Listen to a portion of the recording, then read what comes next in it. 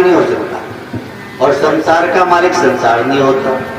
जैसे कंपनी और कंपनी का मालिक, तो कंपनी और कंपनी के मालिक दोनों अलग अलग हैं, लेकिन दोनों एक दूसरे से पोषित भी हैं। कंपनी मालिक की है और मालिक कंपनी को चलाते हैं। अलग अलग होके भी दोनों एक दूसरे के भी हैं और अलग अलग भी हैं।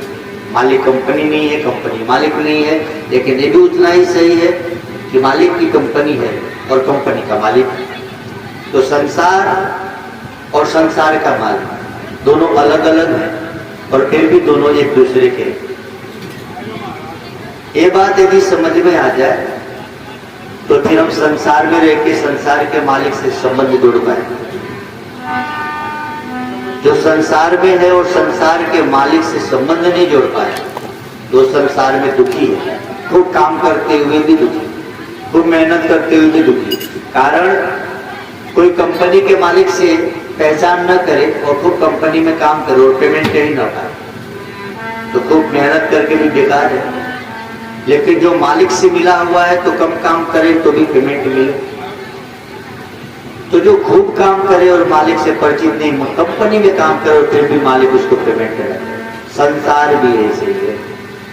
जो संसार में तो है लेकिन संसार के मालिक से प्रेम नहीं है, तो संसार में खूब मेहनत करके भी दुखी हैं। जैसे कंपनी में काम करो लेकिन कंपनी के मालिक को तुम्हारी पता नहीं है, तुमको पेमेंट नहीं है।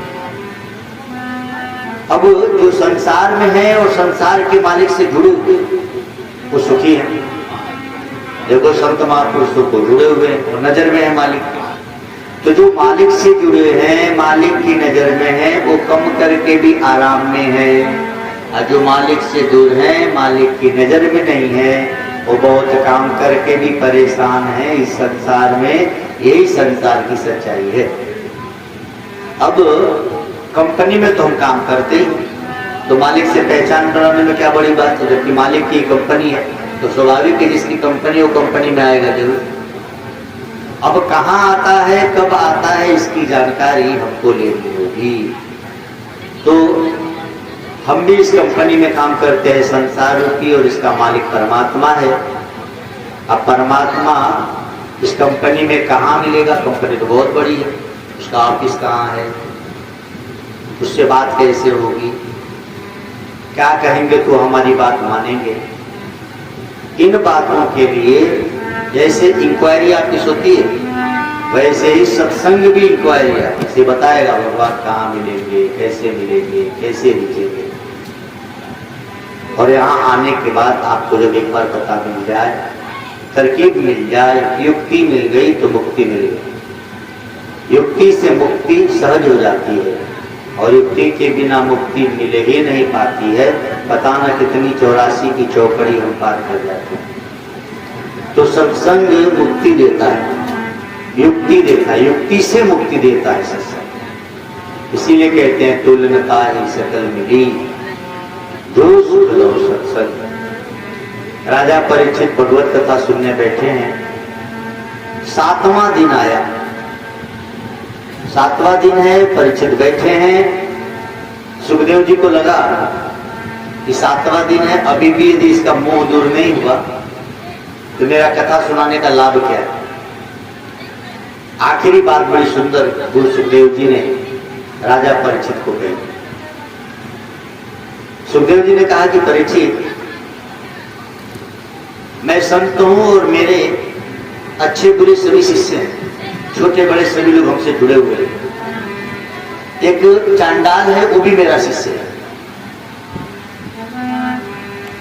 अब एक राजा शिकार खेलने गया, रात्रि हो गई, जंगली जानवर मुझे नुकसान न पहुंचा दे, इस भय से वो राजा अब जंगल में रहे कहां, तो चंडाल अपना घर बना के, चंडाल तो जंगल में रहेगा, भूत प्रेत आदमी, तो चंडाल के घर गया कि मुझे रात्रि भर रहने दो, हम सुबह चले जाए।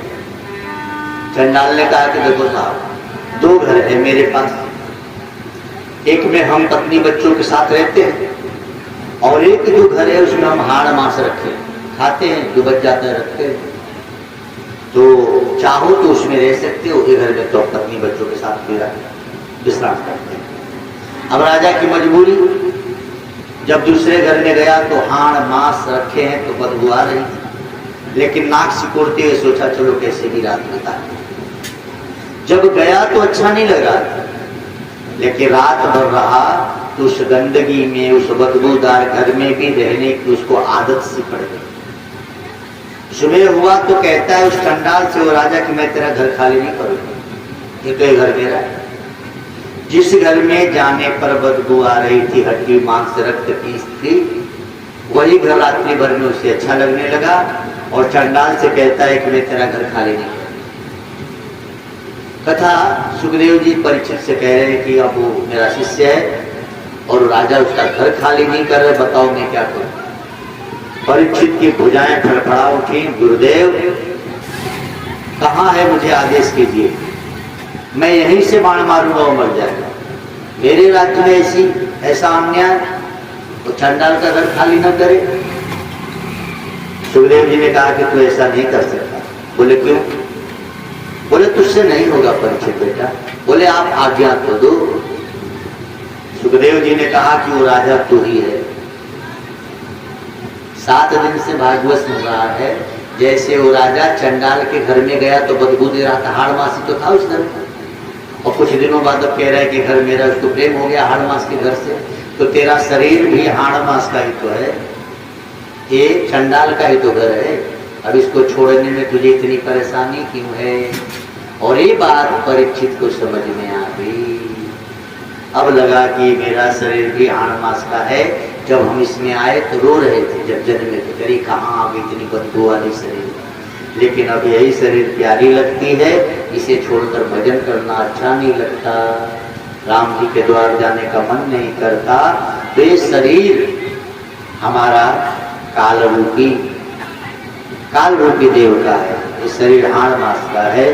तो इससे प्रीति न करके, शरीर जिसने दिया, जो शरीर का संचालन करता है वो परमात्मा हमारा है, हम उससे प्रीति कर लें।